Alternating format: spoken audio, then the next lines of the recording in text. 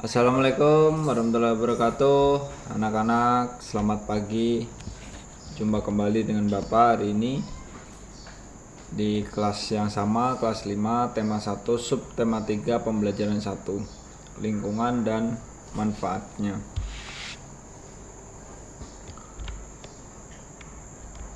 Nah, apakah kalian tahu ini apa? Nah, yang seperti ini. Kalian tahu ini namanya apa?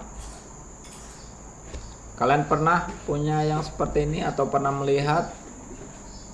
Nah, atau pernah mempunyai celengan dari tanah liat? Nah, tadi namanya adalah gerabah. Nah, gerabah adalah barang pecah belah yang dibakar secara tradisional. Salah satu daerah penghasil gerabah adalah Madura. Jadi, cara pembuat gerabah dibuat dengan cara tanah liat dibentuk seperti ini, pakai tangan.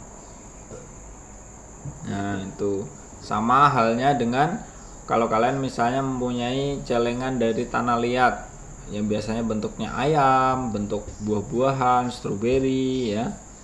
Nah, seperti itu. Itu dinamakan gerabah. Terus lanjut, bagaimana sih cara membuat gerabah? Nah, secara garis besar gerabah dibuat dengan 3 langkah seperti ini. Yang pertama adalah menyiapkan tanah liatnya. Nah, yang kedua ya, setelah bahan dasar disiapkan lalu diaduk dengan air dan dibentuk seperti keinginan kita. Selanjutnya yaitu tanah liat yang sudah terbentuk lalu dibakar dan jadilah gerabah. Ini adalah proses secara garis besarnya. Nah, itu. Terus alat apa yang digunakan? Alat-alat yang digunakan ya, alat-alat umum misalnya kayak cangkul, linggis, ember ya, ini untuk mengambil tanahnya. Nah, seperti itu. Ini alat-alat umum yang biasa digunakan untuk membuat gerabah. Nah, sedangkan alat khususnya di sini ada penombok namanya. Penombok itu seperti kayu yang bulat kayak gini. Nah, baru di tengahnya ada ininya kayak untuk mengadon kue. Nah, itu namanya penombok. Terus ada penempa. Ini kayu juga. Terus pengorek. Pengorek ini biasanya dari kawat atau pisau kecil kayak gitu. Nah, terus penyambung.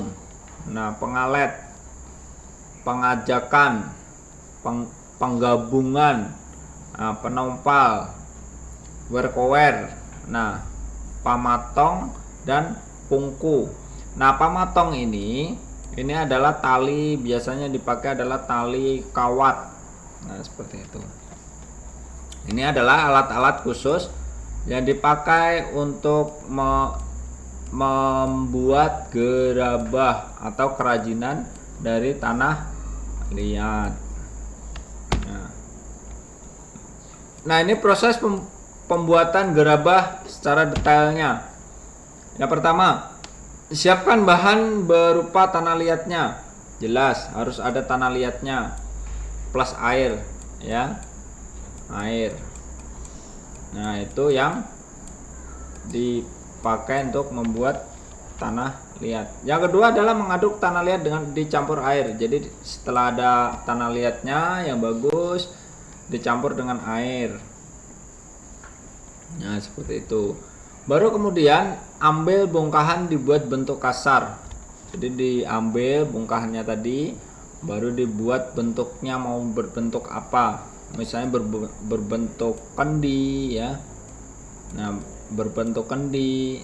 Nah, kendi atau misalnya berbentuk cobek. Nah, ada kan cobek yang terbuat dari tanah. Nah, itu juga termasuk gerabah. Terus misalnya menggunakan kain pengelet, pinggiran bongkahan dibentuk sehingga bulat melingkar. Nah, ini dibuat pakai kain, jadi diputar, nanti di pinggirnya itu pakai kain, jadi nanti bentuknya bisa menjadi bulat.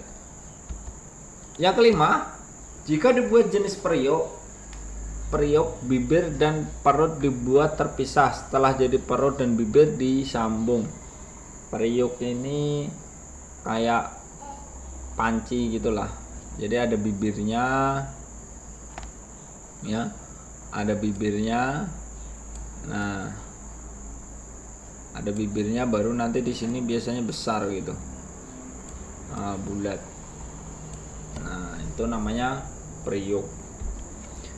Yang keenam, yaitu bila dibuat telinga atau bingkai, maka dibuatkan telinga atau bingkai tangkai baru, ditempel dan diperhalus. Jadi membuatnya, ini kalau periuknya biasanya ada tangkainya gitu. Nah, periuknya ada tangkainya kecil, nah kayak cangkir. Nah, itu dibuat bingkainya terpisah. Nah, setelah jadi dua-duanya, cangkirnya sudah jadi, misalnya kita bikin cangkir gitu ya. Nah, bikin cangkir baru ada tangkainya. Nah, tangkai dan cangkirnya dibuat secara terpisah. Nah, jadi kalau sudah jadi dua-duanya baru ditempelkan, baru diperhalus. Nah, seperti itu langkah selanjutnya. Nah, setelah halus dan diteliti kesempurnaannya, kemudian dijemur dan dibakar hingga kering. Proses gerabah itu adalah dikeringkan dulu baru dibakar. Ini yang membuat tanah menjadi kuat.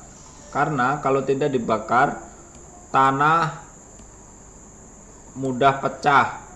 Nah, ini proses yang lumayan penting untuk ketahanan ya. Jadi kalau mau tahan, kalau mau bagus gerabahnya, berarti pembakarannya harus bagus.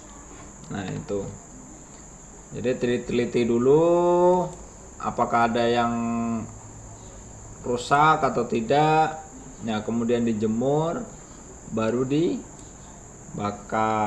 Nah, itu. Jadi tidak rugi kalau misalnya sudah dijemur, sudah dibakar tapi ternyata bolong, nah tidak bisa dipakai kan, percuma. Jadi diteliti dulu, kalian harus teliti. Yang kedelapan, langkah terakhir setelah kering adalah dibersihkan. Jadi setelah dijemur, setelah dibakar, baru dibersihkan dari sisa-sisa pembakaran. Nah, ada sebagian tempat atau sebagian daerah yang masih menyempurnakan dengan cat yang berasal dari kapur. Jadi dicat dengan kapur, jadi bisa warna-warni. Biasanya warna merah, warna putih, ya, warna hitam. Nah, itu gerabah. Nah, bisa juga dicat. Kalau sekarang bisa dicat dengan yang warna-warni, dengan cat tembok biasanya. Sekarang bisa warna-warni. Jadi kalau kayak ayam kalian itu sudah warnanya ada merah, ada biru. Yang ayam ini ya, celengan dari tanah liat itu. Nah, seperti itu. Ini adalah proses pembuatan gerabah dari yang pertama, kedua, ketiga, keempat sampai yang kedelapan. Ini semua adalah langkah-langkah penting pembuatan gerabah. Jadi harus teliti masing-masing, karena kalau ini mengaduk tanah liat misalnya dengan air, kalau kita terlalu encer nanti gerabahnya tidak bagus. Kalau terlalu kasar kurang bagus juga. Jadi semuanya perlu ketelitian, semuanya harus pas, tidak boleh kurang, tidak boleh lebih. Nah, seperti itu. Tanah liatnya juga harus bagus. Kalau tanah liat yang bercampur dengan pasir kayak di sini, tanah merah, itu tidak bisa dibuat gerabah, sangat susah. Nah, itu. Kalaupun bisa, tapi hasilnya mungkin tidak akan sebagus kalau benar-benar tanah liat. Oke, kita lanjutkan. Ini adalah alat-alat yang dipakai, alat-alat khusus. Nah, ini pelarik. Pelarik ini adalah tempat untuk membuat gerabah. Nah, jadi ini nanti alat ini membuat gerabahnya di sini ya. Nah, ini gerabahnya misalnya. Nah, nanti kalau ini diinjak naik turun. Nah, naik turun ya. Ini nanti berputar. Nah, berputar. Jadi lebih enak. Lanjut, ini adalah kawat pemotong. Kawat pemotong ini biasanya untuk memotong terakhir. Jadi dari kalau misalnya memotong di alasnya di sini dengan gerabah yang ada di atasnya, jadi dipotong seperti itu. Nah, itu kegunaan dari kawat pemotong. Ya, selanjutnya adalah sudip.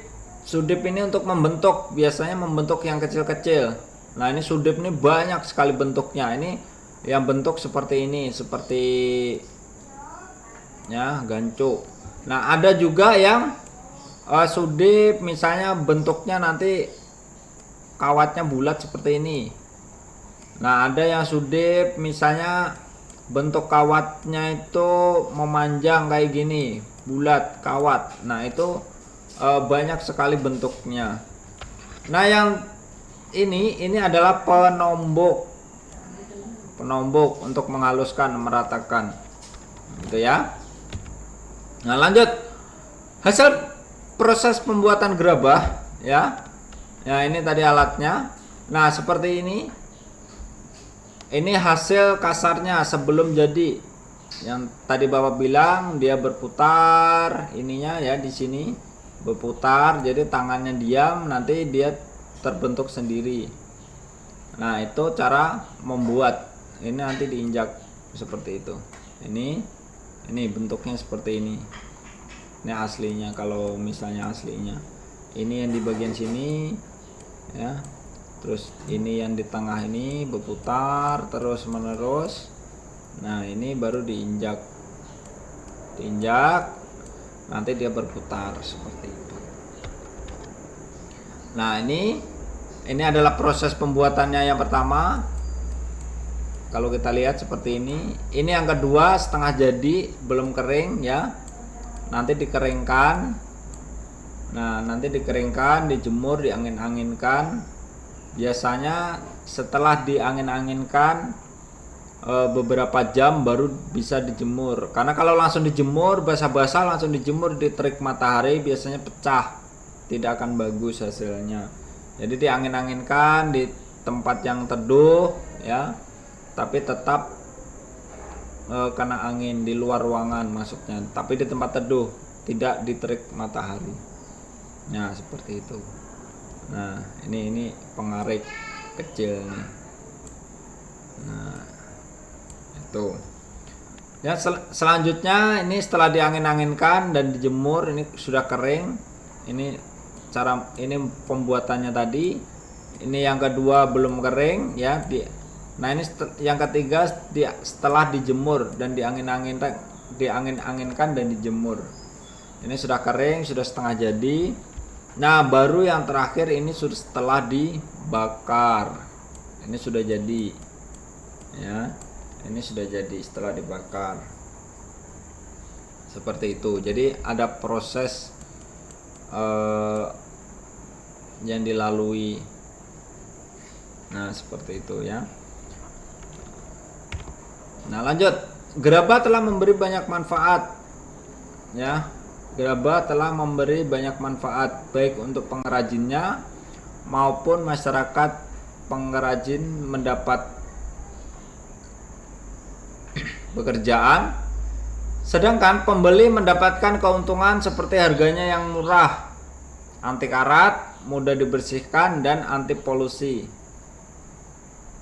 Jadi kalau kita memakai barang gerabah, biasanya harganya lebih murah daripada yang terbuat dari besi atau dari logam. Ya. Terus anti karat jelas karena tanah tidak bisa berkarat. Nah, itu. Mudah dibersihkan. Cukup dicuci gitu sudah bersih karena dia tidak berkerak seperti kalau misalnya kita menggunakan bahan yang dari logam atau plastik. Terus anti polusi juga, karena tidak ada bahan kimia yang dipakai, alami dari tanah dan air, dia tidak menyebabkan polusi. Nah, kalau misalnya dari plastik nanti ada zat apa ikut di makanan kita dan lain sebagainya. Nah, kalau misalnya dari stainless atau logam nanti bisa karatannya menjadi polusi ya. Nah, ini bebas polusi. Lanjut. Menggunakan gerabah juga salah satu cara untuk melestarikan warisan budaya Indonesia. Karena gerabah adalah salah satu kerajinan kebudayaan Indonesia yang turun temurun. Nah, ini adalah gerabah itu salah satu kebudayaan warisan turun temurun dari nenek moyang kita. Jadi kita harus melestarikan. Tidak boleh nanti hilang begitu saja. Anak cucu kita tidak tahu gerabah itu apa ya. Nah, kita harus melestarikan, kita harus memakainya. Nah, itu menggunakan gerabah juga salah satu cara untuk melestarikan warisan budaya. Jadi budaya kita jangan sampai tergantikan. Nah, itu walaupun kita memakai budaya orang lain, misalnya kita mengadopsi memakai barang-barang orang lain, tetapi barang-barang lokal kita harus juga pakai. Jadi jangan semua mentang-mentang punya uang banyak terus barangnya branded nanti impor semua. Nah, itu tidak diperbolehkan atau tidak bagus untuk kebudayaan bangsa Indonesia. Mungkin itu yang Bapak sampaikan hari ini. Selamat belajar. Tidak bosan Bapak ingatkan, kalian harus selalu menjaga kesehatan kalian. Kesehatan yang paling utama ya, jangan banyak bermain, banyak belajar. Jadi nanti kalau materi ini kalian belum paham, silahkan kita berdiskusi di kolom komentar atau di WhatsApp ya. Kalian kerjakan soal latihan yang Bapak berikan. Selamat belajar. Sekali lagi selamat pagi.